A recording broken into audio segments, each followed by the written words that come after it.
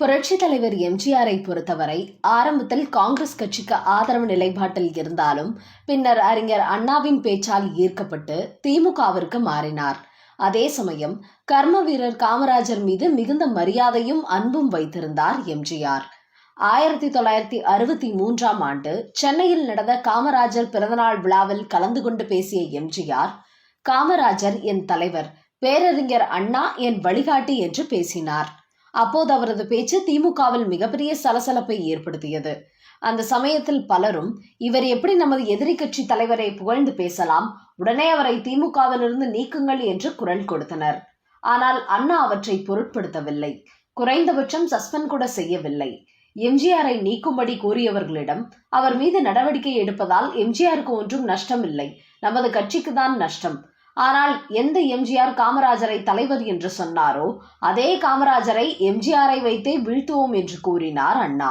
ஆனாலும் காமராஜர் மீதான மரியாதையும் பாசமும் எம்ஜிஆருக்கு துளியும் குறையவில்லை. பொதுவாக காமராஜர் தன்னை தேடி உதவி கேட்டு வருபவர்களிடம் அவர்களது கோரிக்கையை கேட்டு உடனுக்குடன் அனுப்பி வைத்து விடுவார். அப்படி அவர் தமிழக முதல்வராக இருந்தபோது விருதுநகரிலிருந்து ஒருவர் சென்னைக்கு காமராஜரின் வீடு தேடி வந்து உதவி செய்யும்படி கோரிக்கை வைத்தார். அவரை பார்த்த காமராஜர், சாப்பிட்டாயா என கேட்க, அதற்கு சாப்பிடவில்லை என அவர் பதில் அளித்துள்ளார். உடனே தனது உதவியாளர் வைரவனை அழைத்து, இவருக்கு சாப்பாடு கொடு என்று கூறியிருக்கிறார் காமராஜர். வைரவனும் வந்த விருந்தினரை சாப்பிட வைத்து அனுப்புகிறார். சிறிது நேரம் கழித்து, வைரவா, நீ சாப்பிட்டாயா என்று கேட்டார் காமராஜர். அதற்கு, நீங்க தான் வந்த விருந்தாளிக்கு சாப்பாடு கொடுங்கன்னு சொன்னீங்க, பிறகு நான் எங்கே சாப்பிடுவது என்று பதில் சொன்னார் வைரவன். ஏனென்றால் அங்கே தேவைக்கு ஏற்பதான் சாப்பாடு செய்ய சொல்வார் காமராஜர். உடனே வைரவனிடம், அப்படியா, இனிமே நான் யாரையும் சாப்பிட சொல்ல மாட்டேன் என்று வைரவனுக்கு வாக்கு கொடுத்துள்ளார்.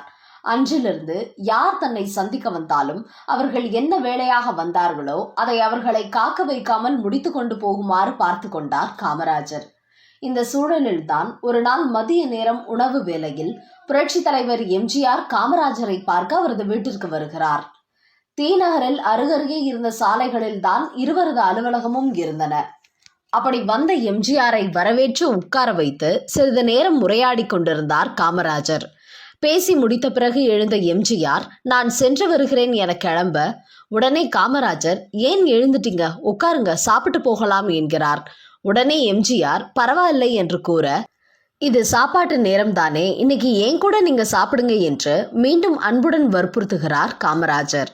ஆனால் எம்ஜிஆர் அப்போதும் அதை மறுத்து, அதற்கில்லை, பக்கத்தில் இருக்கிற ஆற்காடு சாலையில் தான் என் அலுவலகம் இருக்கிறது, அங்கே சாப்பாடு வந்துருச்சு, நான் அங்கேயே சாப்பிட்டுக்கிறேன், இன்னொரு நாள் வந்து கூட உங்க கூட சேர்ந்து சாப்பிட்றேன், தவறாக நினைத்து கொள்ளாதீர்கள் என்று கூறி கிளம்பிவிட்டார்.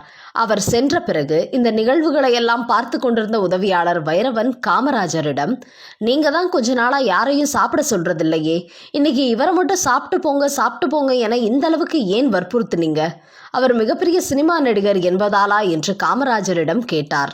அதற்கு வைரவா, அந்த மனுஷன் தினமும் 100 பேருக்கு சாப்பாடு போட்டு புண்ணியம் தேடி வச்சிருக்காயா, அப்பேற்பட்ட புண்ணியமான ஒருவேளை சாப்பிட வச்சு நாமும் கொஞ்சம் புண்ணியம் தேடிக்கலான்னு பார்த்தா அந்த மனுஷன் அதை கூட எனக்கு தராமல் கிளம்பிட்டாயா என்று ஏக்கம் கலந்த வருத்தத்துடன் கூறியுள்ளார் கர்ம வீரர் காமராஜர். ஆனால் சில நாட்கள் கழித்து நடைபெற்ற தேர்தல் பிரச்சாரத்தின் போது, அதாவது 1964இல் எம்ஜிஆர் திமுகவிற்காக தீவிரமாக பிரச்சாரம் மேற்கொண்ட சமயத்தில் பொதுமக்களிடம் பேசிய இதே காமராஜர் தான், வேட்டைக்காரன் வருவான், எச்சரிக்கையாய் இருங்க என்று எம்ஜிஆர் குறித்து எதிர் பிரச்சாரம் செய்ததும் குறிப்பிடத்தக்கது. அதுதான் அரசியல்.